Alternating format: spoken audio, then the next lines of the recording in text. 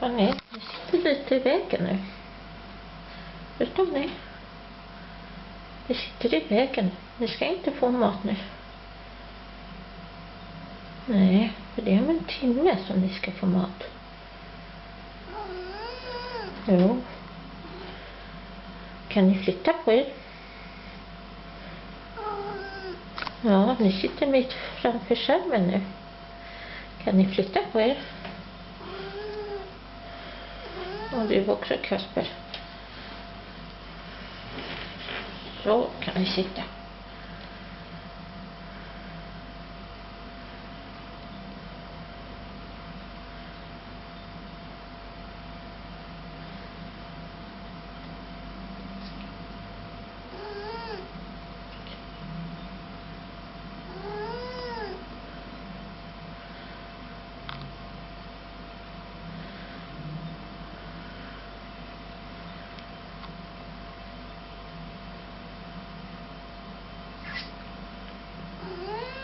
Nej, klockan är inte det.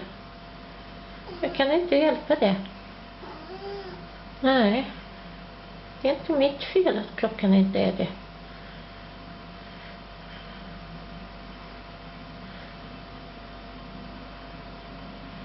Men okej då, skrutta. Vill ni ha mat?